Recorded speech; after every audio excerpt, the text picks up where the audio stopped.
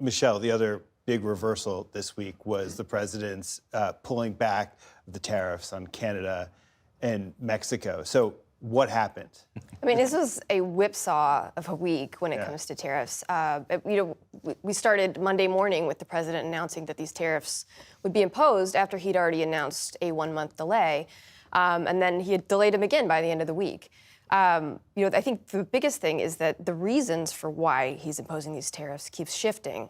So even if you're trying, as a business or just a consumer, trying to react to these and plan your business, your life, your expenses around this, you can't even read the tea leaves about whether it's going to come back, because it was at first about immigration. Then the president said that he posted the night before he announced the tariffs that the border crossing numbers are low. The next morning, it was all about fentanyl coming over the border. So I think at some point the confusion for businesses is going to be worse than the tariffs themselves, because it's just upending everything they're trying to plan for. But one thing he's done is he's denied that his reversal had anything to do with the fact that his policy crashed markets this week. Let's listen to him. Some of these exemptions that have been announced and some of these temporary delays, have you been influenced in those decisions because of the market reaction? Well, there are no delays at all. No, nothing to do with the market. I'm not even looking at the market. Kayla, did the White House not expect markets to react so negatively to tariffs? I think they thought that when there was a reprieve that the markets would have the same type of response in a positive direction as it had in the negative direction, and then everything would come out in the wash. And that's not what happened, because I think the market rightly believed that these threats are going to continue and this is not the end of it. But for Donald Trump to say that is laughable to me, because during his first term, when I was working at a business network, he was constantly frustrated about the fact that the market would fall on certain policies, and he would send out his top economic officials to try to jawbone the market and to try to move it up, and they would stay plugged in to watch the air after their interview to see if they had successfully moved the market upward, so that they knew if they were going to go back in, whether the boss would be happy. That is a core function of the Trump White House and of his economic team, and that's one of the reasons why you've seen Howard Lutnick on every single network this week trying to put the genie back in the bottle to any extent that he can. Let me just stick with you on this because of your experience working for that financial network that you just referenced. So is the White House worried that they're edging closer to a recession? And just as a matter of empirical economic reality, how close are we to a recession? Well, I think it's very possible. A recession is, by definition, 2 quarters of negative economic growth in its simplest definition. And most economists believe that we will have negative economic growth in the first quarter, which goes until the end of March, and that's inevitable based on some of the actions that the Trump administration has already taken. Now, can they change course so that April, May, June, that quarter has better economic numbers?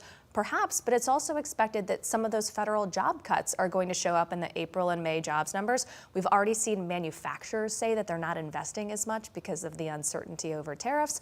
And then there's the cost of things, and costs for businesses and consumers are going up, and interest rates are not going down. So there are a lot of pain points, and I think that's why you saw the Treasury Secretary say that the economy is going to go through a period of readjustment, in his words. Yeah. And Trump, as it moves away from relying on so much government spending.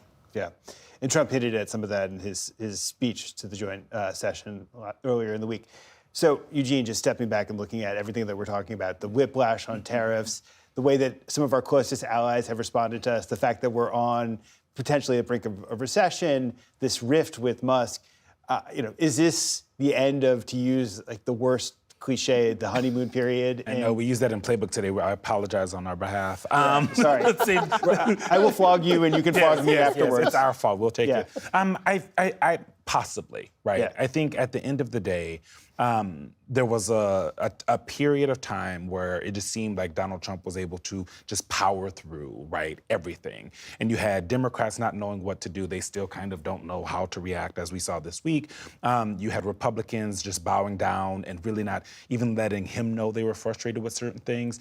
You had our partners around the world staying quiet and kind of talking behind closed doors and not being as aggressive as they have have been publicly, that's all changing. So what that tells you is that at some point, Donald Trump is going to have to figure out what his pain threshold is, right? And it's not particularly high based on the past and what we've seen. So he wants everyone to see him as this powerful man who can do everything. But as we all know, the economy is not, the President of the United States doesn't have that much power over the economy. It's a lot of other factors. And so you're seeing him make changes, whether it's because of the markets, despite him saying no, or it's because of polling, or it's because of you have his own voters who are worried about the price of eggs and saying, I thought it was going to be fixed on day one, even though we all knew that wasn't going to happen. So it tells you that he is going to, at some point, have to figure out, is his threshold here, and does he change anything from that? And also, more importantly, with Donald Trump, who does he blame? And he's also losing the ability to blame it on President Biden. Right. Like he's every day he loses some of that ability. Not stopping him from trying. No, he's not stopping him from trying. But you're also, I mean, the way he's having Elon Musk come in and make deep cuts, he's making these shockwaves with these tariff announcements. It's kind of like you break it, you buy it. It's not like he's coming in and making little tweaks, but if you send these big shockwaves, some of the consequences of that is going to end up on your plate. And Donald Trump is someone who says, like, I alone can fix it. So that tells the American people that they can actually move up their expectations of when it's his economy, right? Because typically it's around 10 months is what experts say that's the president's economy. But for Donald Trump, because he says, I'm the most powerful person, I can do it all, maybe that's 4 months, maybe that's 6 months. And so the American people are going to be watching that.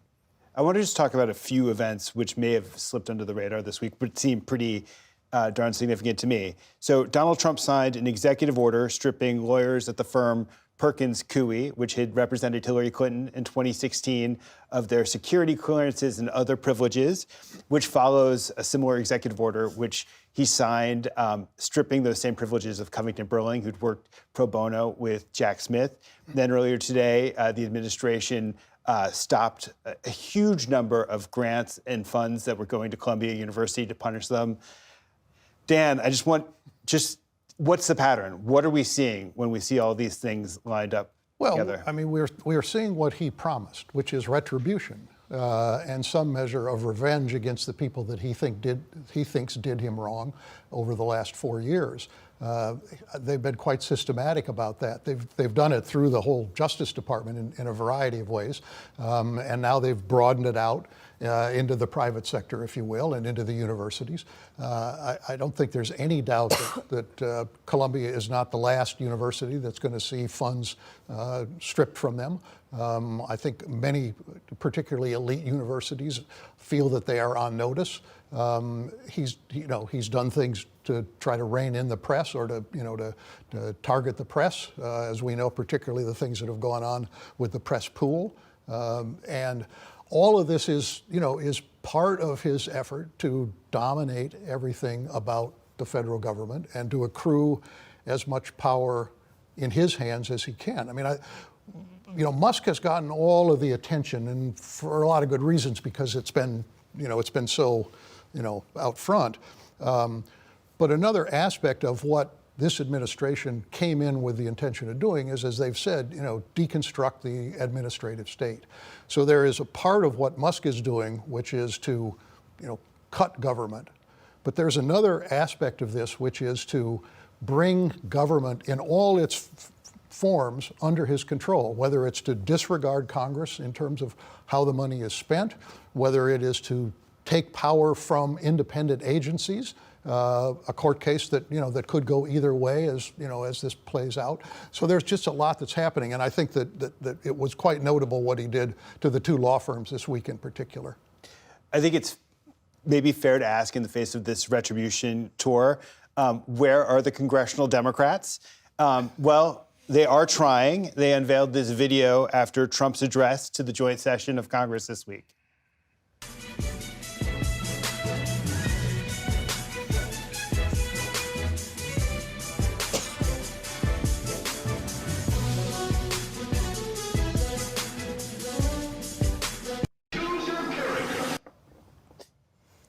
Seriously? I mean, I think at its basis, they're way behind. That trend is old. It's like, so it already is they're behind. It just doesn't show a seriousness, right?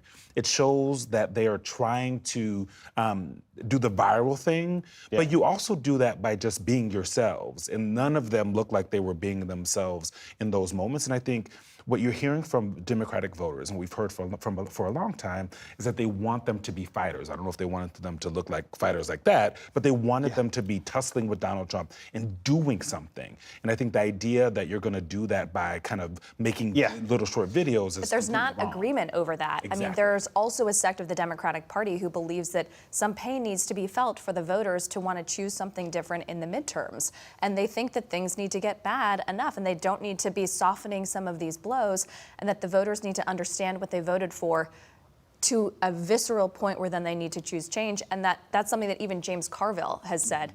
Go into a strategic retreat and then go for the jugular when Trump's It begs the approval rating question, falls. is there a counterfactual, is there an alternative strategy that they're just sitting on or avoiding? I mean, it's easy for us to take shots at the cringe, but I mean, you saw Senator Alyssa Slotkin's response this week to President Trump's address to Congress. That was well received by Democrats in the party, saying this is how we should be speaking, this is how we should be talking about what Donald Trump is doing. She tried to reach out to Donald Trump's voters, not by trying to reach the viral voters who are like the trolling internet parts, but people are concerned about costs. People are seeing what's going on with the government, and they think, and she said in her remarks, let's make it more efficient, but let's not do it so haphazardly.